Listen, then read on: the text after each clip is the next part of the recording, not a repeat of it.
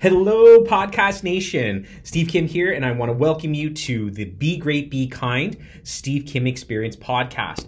I'm your host, Stephen Kim.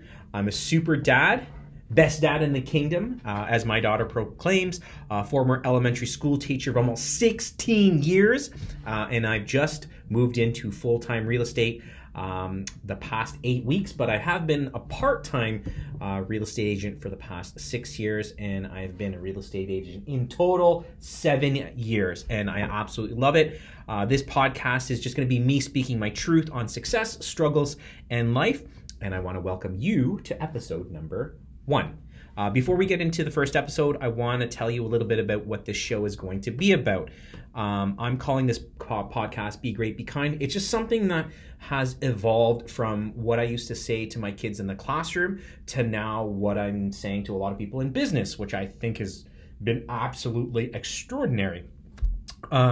This Be Great, Be Kind, hashtag line that I've been using a lot in the videos really sums up who I am and what I'm trying to do for other people that I meet, because I want to show people that you can have kindness lead you to greatness. So I'll repeat that again because I love that line, that kindness can lead you to greatness. So about a month ago, the Tom Ferry organization, best real estate coaching company in the world, they did a blog about me, and they really wanted to get an idea as to how I was to amass such success while being a part-time real estate agent. And really, no magic formula, no secret sauce. You need to be kind. You deeply need to be kind. It needs to come from your heart, your soul, because guess what? Everyone can sniff that BS from a mile away. So if you're not inherently a good, kind, trustworthy person, don't fake it. Don't fake it till you make it, because everyone's going to point at that flaw. And when you do that, you're going to look even more dishonest. So they did the blog, and I really just said that, I've taken kindness, which thanks mom and dad for, creating me and turning me into this person that I am. And I've really pushed it not only to the teaching field, but now into the business field, real estate. And it has been phenomenal. And that kindness is deeply rooted into just speaking my truth, highlighting the struggles, the successes, life in general. That's life. And not complaining about it. And that has helped me to be where I am at this point. And I want everyone to know that I have not made it. I have not even come close to making it. I'm probably 10% of where I want to be, where I need to be. So I do not want you thinking that, oh my goodness, this guy, he's got everything going for him. I don't have anything going for me. The only thing I have going for me is I have a beautiful, wonderful family whom I love dearly, and that I've made a choice at the ripe old age of 40 to do a different passion, dream, fulfill a different goal, which is what I am doing now. So 16 years of teaching, everyone was like, you're crazy. You're leaving the most cushy, most secure job, and you're getting into something unknown in real estate. Yep, I did it. And you may say, well, why in the world would you do that? That just seems like just such a ludicrous, dumb idea. And sorry for using the word dumb, sweetie. I know we say that's not a good word, but hopefully when you're older and you're 16, 18 years old, you'll understand that daddy said dumb. Anyways, I love you. You love me. I know that. Okay, so why did I do it? November 2018. So a few months ago, my daughter wakes up and she's like, Dad, I'm super excited. We're going on a field trip. And I was like, sweetie, I can't go on the field trip. I'm a teacher. I can't do that. And she had a meltdown, and she looked at me and she's like, Daddy, you never go on field trips with me. And if you know me, and even if you don't know me, you can hear it in my voice. I am a father first and foremost. Sorry to my beautiful wife, Leora. I am a husband. I know that. It's like I'm a father 1A and then a husband 1B. I wouldn't say first or second, but I love my children so dearly, so fiercely, as every single parent does. And at that moment, I realized that I could not pursue teaching because it did not afford me the flexibility to do the things that I wanted to do while my kids were in and at school, i.e. going on a field trip. Something as simple as walking my child to school in the morning. Please don't take that for granted, because as teachers, we don't have that luxury unless you work at the school where your kid goes to. So I was never able to do that. I had to fight the board. to take a field trip last year an unpaid, and I was honest and I said, I don't want to get paid. I'm going on a field trip with a school, and the board denied me. And we went through this whole song and dance. Regardless, I ended up going because I just had to plead my case to them. And it made me realize that my kids are growing up so fast. And if you're a parent, you understand this more than anyone, how quickly time is going. I remember bringing my daughter home from North York General 6.5 years ago, and I can't believe how fast time has gone. And because time is going so quickly, I decided that I would resign from the board and go into full-time real estate. And it has been the best decision I have made. There have been many struggles in the past 8 weeks, but there have also been many successes.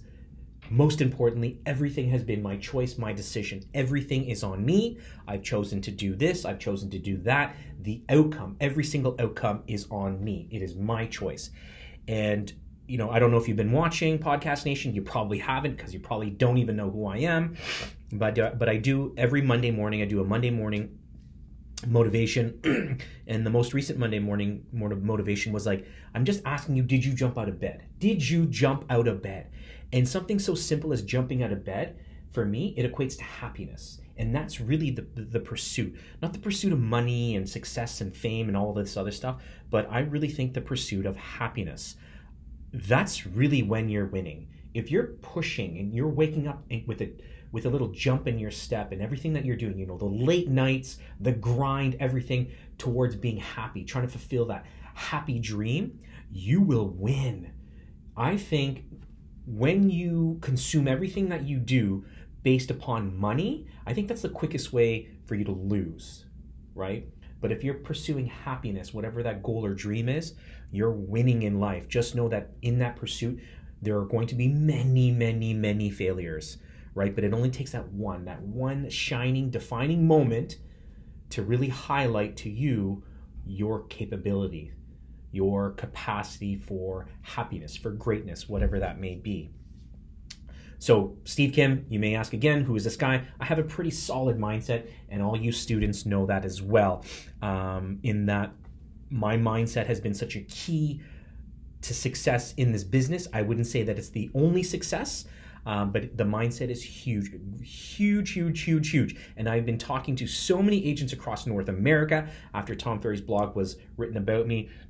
I even spoke to an agent back in New Zealand, and they were like, how is it? How are you doing what you're doing? And it's mindset.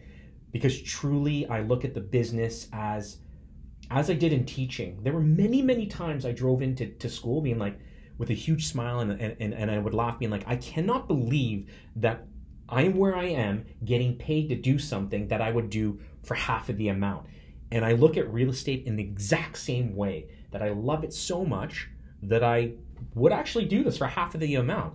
And I think that's a big reason why philanthropy, a lot of people look at me in kind of my philanthropic, I don't even know if that's a word, but my ability just to be able to give back so much is really because the goal is not money. The goal is happiness. The goal is to help people. And everything that I choose to do, and I have been doing, is so heavily hedged on wanting to help people, want to see people do and make the right decision, that it has helped me be happy in the business and start feeling a little bit of success. And like I said from before, I'm not even close to being at the top. I'm probably 10% on where I want to be and where I need to be, because this is a grind, and I have the patience, and I'm going to put in the work now to make sure that I get to where I need to be. And this whole thing about, if I can get back to kind of that part-time real estate agent versus full-time, and the full-time real estate agents always used to look down on the part-time real estate agents. Don't ever mistake quantity of time for how committed someone is, because I would quietly sit, I remember this, I would quietly sit at some professional development workshop and training, and other full-time real estate agents used to bash part-time real estate agents, and I wouldn't say anything. I would just, I'm great at listening, and I would listen, and it was just really, really funny how that was the only thing, just because, someone was part-time, they didn't take it as serious, and things like that. But I think I was living proof of that quantity of time doesn't equate to how committed or how successful you can be, and things like that. So mindset's been huge for me, and I just want to be able to impart this to as many people who are listening. This is episode number 1, and on future episodes, I'm really looking at bringing on other people within the real estate industry, breaking down, some of the myths and trends in Toronto GTA real estate, as well as have other guests just speaking their truth on being kind, life, experiences, everything. So I would be super blessed if you were able to share your time with me, whether you're in the car, you're at the gym, wherever you are, just to kind of listen. And I would love to have and hear some feedback about what you thought of episode number 1. As always, like I end every single one of my social media posts, be great, be kind, and remember that kindness will lead to greatness. As always, be great, be kind, everyone. Take care. Bye.